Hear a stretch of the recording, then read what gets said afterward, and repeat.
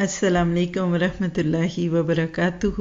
الحمدللہ بنعمتہ تتم الصالحات۔ قرآن کے موتی، پالز آف قرآن۔ آج ہم اس میں پارہ نمبر 9 کریں گے جو کہ تکبر کے موضوع پہ ہے۔ ہم اس کو تزکیہ سیریز میں ہر دن کوئی ایک ایسی چیز لیتے ہیں جس سے ہم اپنی اصلاح کر سکیں، اور حقیقت یہ کہ قرآن پاک کا مقصد بھی یہی ہے۔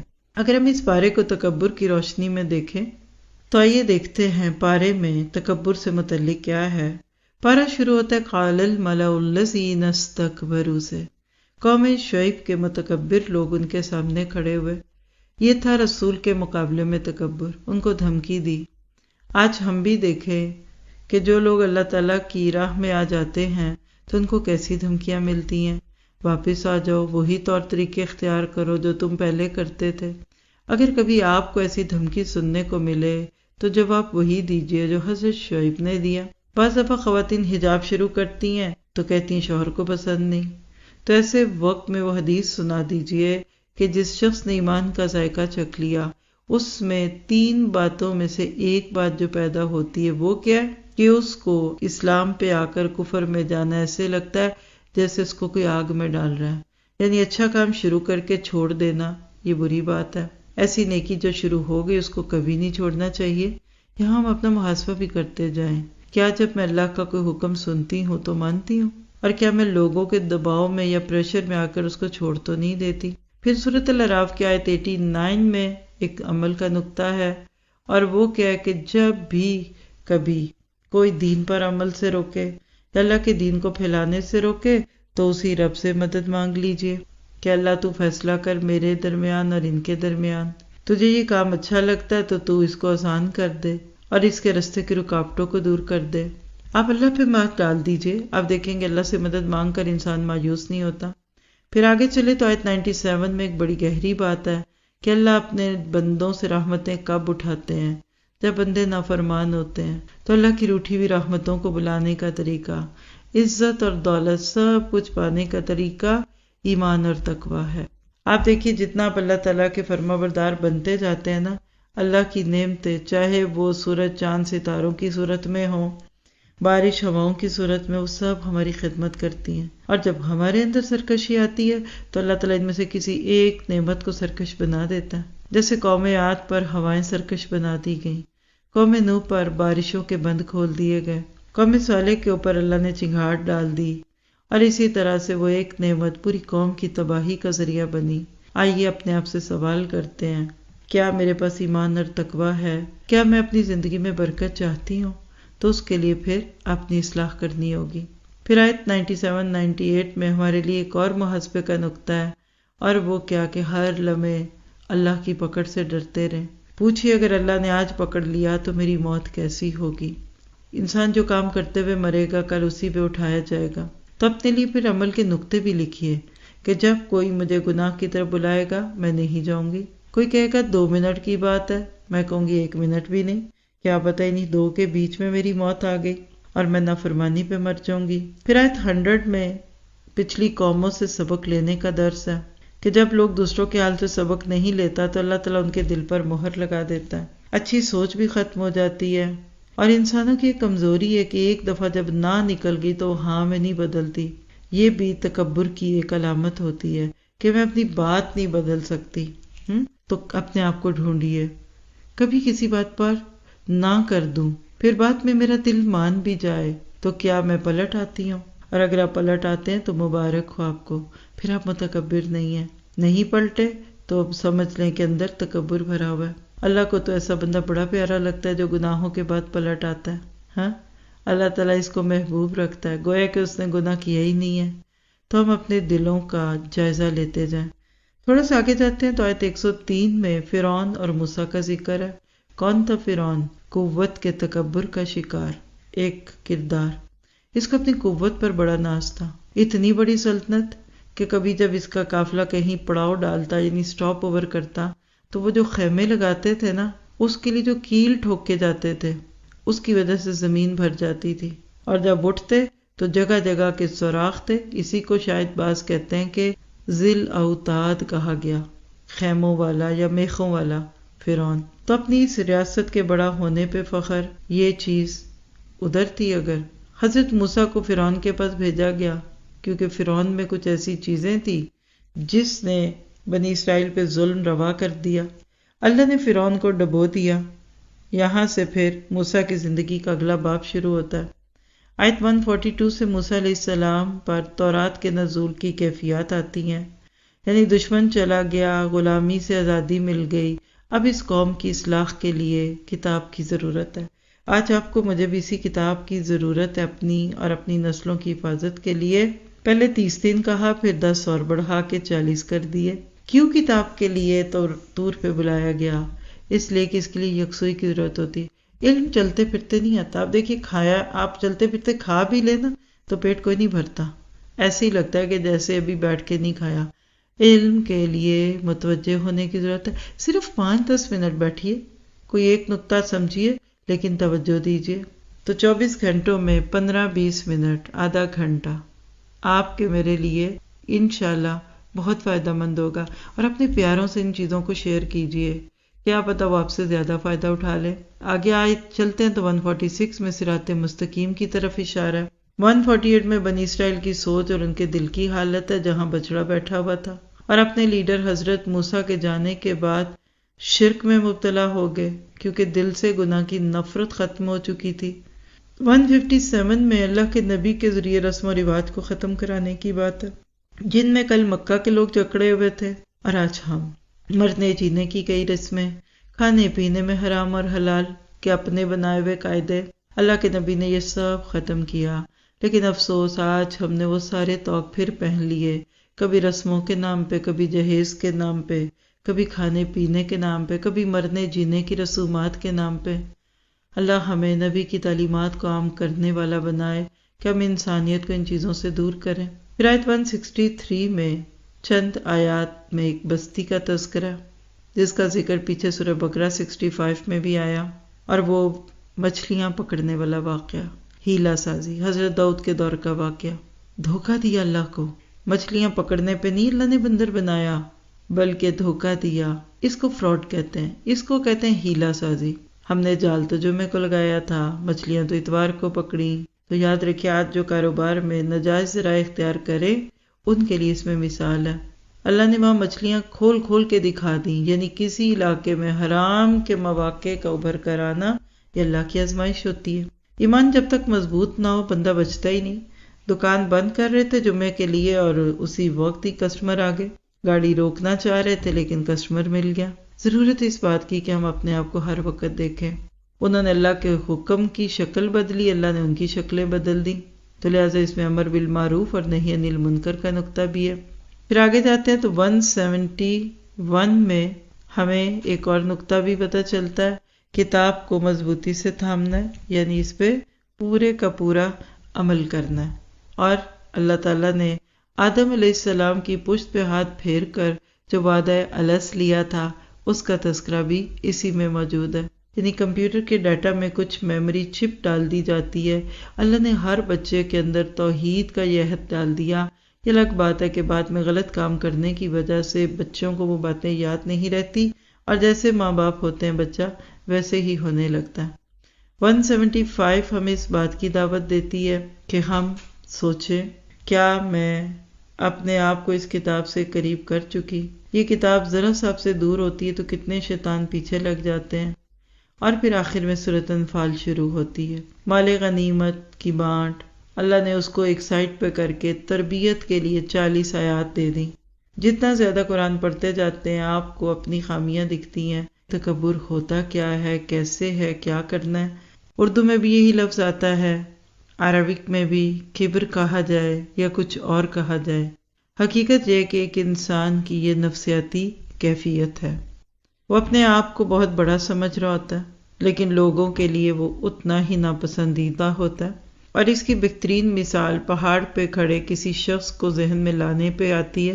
جب وہ اوپر ہے تو اوپر جا کر اس کو سب چھوٹے چھوٹے دکھیں گے، وہ کہتا ہے سب چھوٹے اور میں بڑا، حالانکہ نیچے سے اوپر دیکھنے والوں کو صاف دکھ رہا ہے کہ یہ ہے بہت چھوٹا، لیکن چونکہ پہاڑ پہ کھڑا ہے اس لیے اونچا ہے۔ بلکہ اوپر ہونے کی وجہ سے وہ ہمیں بھی چھوٹا ہی دکھتا ہے۔ تو یہ انالوجی ذہن میں رکھیے، تکبر کرنے والے کو دوسرے چھوٹا لیکن اپنے سے اوپر کھڑا محسوس کرتے ہیں۔ اور اس پارے کا آغاز الاعراف 88 سے ہوتا ہے۔ اگر ہم اسی کی روشنی میں اس کو دیکھیں تو ہمیں اندازہ ہوتا ہے کہ تکبر کس طریقے سے اس پارے کے ساتھ جڑا ہوا ہے، لیکن بہتر ہے کہ ہم پہلے تھوڑا سا تکبر کو دیکھ لیں تاکہ پھر ہم ان چیزوں کو زیادہ انجوائے کر سکیں جو کہ پارے میں آئیں گی۔ تو بنیادی طور پہ تکبر بہت بڑا عمل ہے۔ دنیا میں سب سے پہلی نافرمانی کا سبب تکبر تھا۔ ابلیس نے آدم علیہ السلام کو سجدہ کرنے کے معاملے میں تکبر کیا۔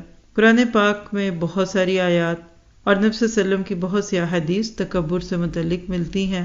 اللہ کے نبی کی صرف ایک ہی بات تکبر کے گناہ کو بیان کرنے کے لیے کافی ہے، اور وہ یہ کہ جس کے دل میں رائی کے دانے کے برابر بھی تکبر ہوگا وہ جنت میں نہیں جائے گا۔ ذرا سا سوچئے، ہم ساری زندگی نمازیں پڑھتے رہے، روزے رکھتے رہے، حج کرتے رہے اور صدقہ و خیرات کرتے رہے، اور بعد میں پتہ چلا کہ چونکہ دل میں تکبر تھا، خود کو بڑا سمجھتے تھے، تو اب جنت میں نہیں جا سکتے۔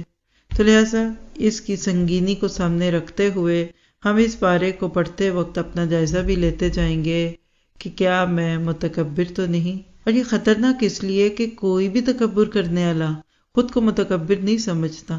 یہ اس بیماری کی علامت ہے، جیسے کچھ بیماریاں ایسی ہوتی ہیں کہ دوسرے کہتے ہیں آپ بیمار ہیں، لیکن بیمار کہتا ہے میں بیمار نہیں ہوں۔ تو تکبر بھی ایک ایسی ہی بیماری ہے کہ بندہ خود کو پاک سمجھتا ہے لیکن وہ ناپاک ہوتا ہے، خود کو صحت مند سمجھتا ہے لیکن وہ بیمار ہوتا ہے۔ تو ہم قرآن پاک کے اس بارے میں اس بیماری کو ڈھونڈیں گے اور اس کی علامات اور اس کے پیدا ہونے کے ذرائع اور اسباب کو اور اس کے اثرات ہے وہ دیکھیں گے۔ تو ہم جانتے ہیں کہ جسم میں کوئی بیماری ایک دم پیدا نہیں ہوتی، اس کے ضرور کچھ اسباب ہوتے ہیں۔ مثلا موٹاپے کا سبب بہت زیادہ کھانا ہوتا ہے، اسی طرح سے صحت کی خرابی کی ایک بہت بڑی وجہ ڈپریشن ہوتی ہے۔ تو تکبر 3 مرحلوں سے گزرتا ہوا حقیقی تکبر تک پہنچتا ہے۔ سب سے پہلا درجہ خود پسندی، بندہ خود کو پسند کرنے لگتا ہے۔ اس وقت اس کا کیا حال ہوتا ہے کہ اس کی انا نہ تو اللہ کے آگے جھکتی ہے اور نہ لوگوں کے، خود کو ہی خدا سمجھ لیتا ہے، ہر وقت اپنے بارے میں فکر مند، اپنی ذات بڑی پیاری لگتی ہے، سیلف سینٹرڈ کہہ لیجئے، اپنی ذات کے غم اتنے بڑے لگتے ہیں کہ دوسروں کے غم اس کو غم نہیں لگتے۔ اس درجے پر اگر علاج کر لیا جائے تو آسان ہے، فوراً بیماری دور ہوگی۔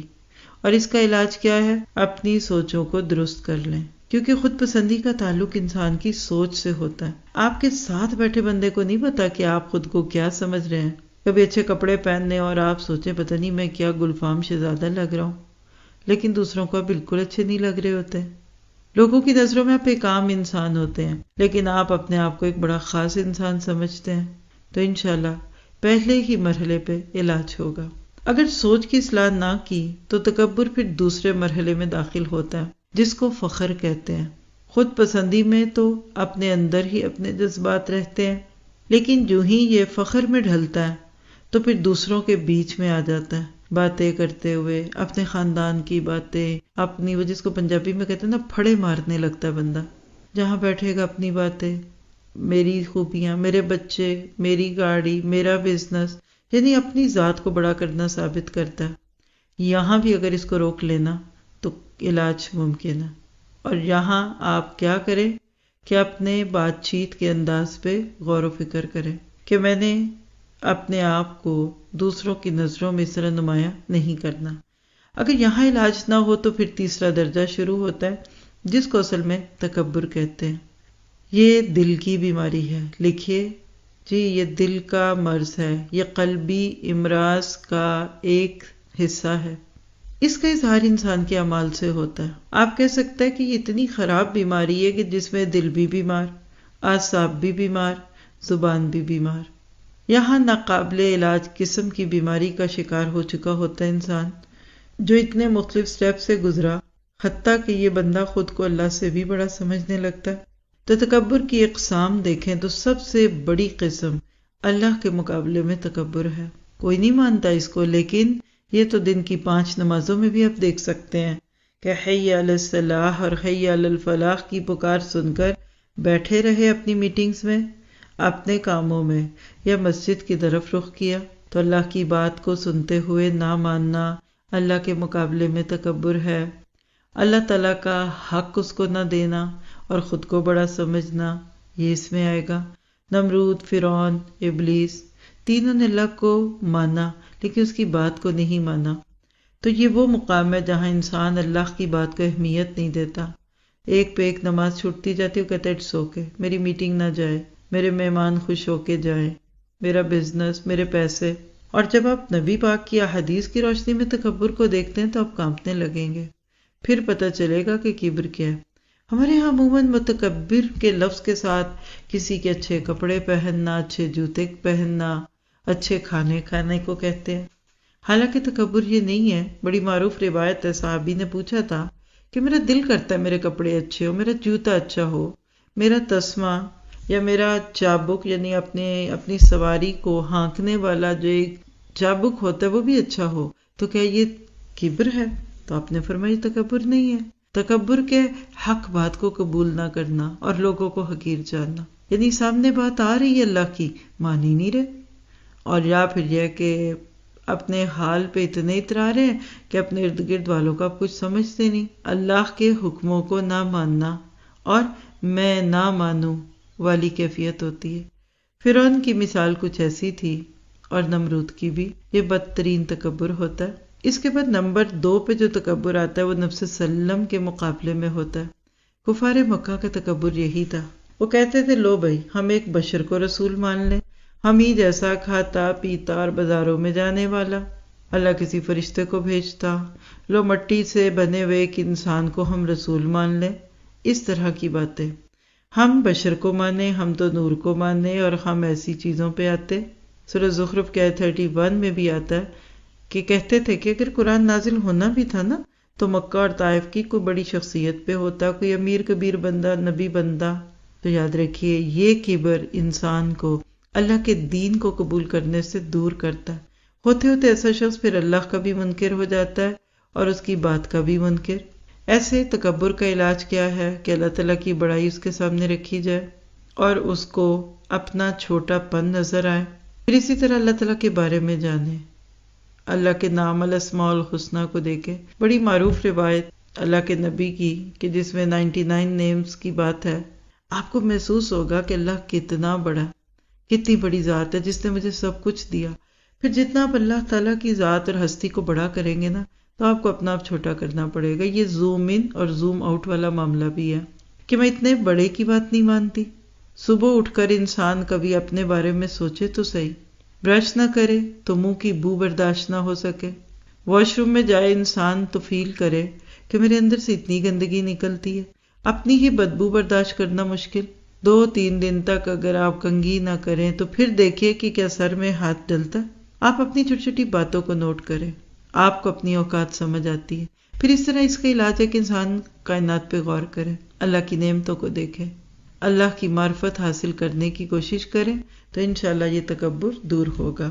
تو اللہ کے نبی کے بارے میں جو تکبر ہے اس کا علاج کیا ہے کہ سب سے پہلے انبیاء کرام کے بارے میں پڑھے، نبی صلی اللہ علیہ وسلم کی سیرت پڑھے، آپ کے مقام کو پہچانے، اور آپ کی مکی زندگی کو پڑھے کہ کتنی مشکلات سے یہ دین آیا، کتنی تکلیفیں سہیں، اور اگر میں ہوتا ان کی جگہ تو کیا یہ تکلیفیں برداشت کرتا۔ اس طرح سے پھر اپنے آپ کو پہچانے، اور اللہ کے نبی صلی اللہ علیہ وسلم سے محبت پانے کے لیے ان واقعات کو پڑھیں اور سنیں جو آپ کی زندگی میں گزرے تھے۔ تو پہلا تکبر اللہ کے معاملے میں، دوسرا رسول کے معاملے میں، تیسرے تکبر پہ چلے جو اپنے اندر بہت ساری چیزوں کو لے آتا ہے، اور یہ کیا ہے کہ انسان کا اپنے ہی ہم جنس لوگوں سے تکبر کرنا، انسانوں کا انسانوں کے معاملے میں بڑا بننا، ان کو حقارت سے دیکھنا، ان کی صحیح بات کو بھی قبول نہ کرنا، اور دوسروں سے اپنے آپ کو بڑا سمجھنا۔ اصل میں اللہ کی چادر کو اپنے اوپر لینے کی کوشش کرنا ہے۔ خالق سے مخلوق کا فرق ہے، لیکن مخلوق کا مخلوق سے فرق نہیں ہوتا۔ تو انسانوں کے معاملے میں تکبر کے پھر اسباب ہیں، لکھیے 7 بڑے اسباب، 7 reasons to be arrogant number 1 علم. علم بہت ہے جی آپ کے پاس. یاد رکھیے علم کی بنیاد پہ جو تکبر ہوتا ہے یہ بہت بڑا تکبر ہے. بعض لوگ سمجھتے ہیں کہ جی ہم بڑے علم والے ہیں، ہم بڑے نیک ہیں، لوگوں کو ہماری عزت کرنی چاہیے، ہمارے آگے جی حضوریاں ہوں، ہمیں کرسی پیش کی جائے. ایسے لوگ اپنے بارے میں بہت باتیں سننا چاہتے ہیں. جی آپ نے تو ہمارے گھر آ کر ہمیں عزت بخشی، اور آپ نے تو ہم پر احسان کر دیا، آپ کی دعائیں چاہیے. اس طرح کے جملے اگر آپ کو اچھے لگتے ہیں سننے تو مان لیجئے کہ آپ کے اندر علم کا تکبر آ چکا ہے. ایسا شخص اٹھتے بیٹھتے روپ ڈالتا ہے، میں نے وہاں سے پڑھا، میں اس یونیورسٹی میں گیا، میرے اتنے استاد. یاد رکھے یہ دین کے علم کے ساتھ بھی آ سکتا ہے اور دنیا کے بھی. ذرا سا محاسبہ کرتے ہیں. اللہ ہمیں بچا کے رکھے کہ ہمارے اندر اپنے تھوڑے سے علم کا تکبر تو نہیں ہے، اور کہیں ہم لوگوں سے راہ جاتی عزت کا تقاضا تو نہیں کرتے. اللہ تعالیٰ نے سب سے پہلے کس کو علم دیا؟ وَعَلَّمَ آدَمَ الْأَسْمَاءَ كُلَّهَا، آدم علیہ السلام کو دیا. اگر وہ اس قسم کے تکبر کا شکار ہوتے تو کبھی بھی اللہ کی فرما برداری پہ قائم نہ رہتے. تو اس علم کے تکبر کا علاج بھی ساتھ ہی ڈھونڈ لیتے ہیں، اور وہ کہ ایک انسان اصل علم لے جس کو العلم کہتے ہیں، اور وہ ذَلِكَ الْكِتَابُ لَا رَيْبَ فِيهِ، یہ علم ہے. پھر اپنے اندر تقویٰ پیدا کرے، خود کو احساس دلائے کہ اللہ کے علم کے مقابلے میں میرا کوئی علم نہیں، اور میرا علم اگر عمل سے خالی ہے تو یہ مجھے کامیاب نہ کرا سکے گا. اور وہ حدیث بھی یاد کر لیجئے کہ یعنی وہ معروف روایت جس کا خلاصہ یہ ہے کہ سمندر جو پیچھے بچا ہوا ہے یہ اللہ کا علم ہے، اور چڑیا کی چونچ میں جو پانی ہے یہ انسانوں کا علم ہے.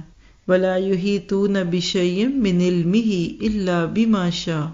تو اللہ کا علم بہت وسیع ہے، اس کا خود کو احساس دلائیے. اور اگر ایسا شخص اپنے علم کو بڑھانا چاہتا ہے تو علم والوں کی محفل میں بیٹھے، اپنے سے زیادہ علم والوں میں بیٹھیے، یہ بھی ایک علاج ہے. اپنے آپ کو ٹھیک کرے، بلکہ وہاں پھر اس کو اپنی کم علمی کا احساس ہوگا. پھر اس کے بعد دوسرا سبب تکبر کا زہد اور عبادت ہے. انسان کو اپنی عبادات کا زوم ہونے لگتا ہے. یہ تکبر ابلیس کا تھا. اسے بھی یہی خوش فہمی تھی کہ میں نے تو اللہ کی اتنی عبادت کر دی، اور اب اگر ایک سجدہ نہ بھی کروں گا تو کیا ہوگا. کیسے پتہ چلے کہ آپ کے اندر یہ تکبر ہے کہ نہیں؟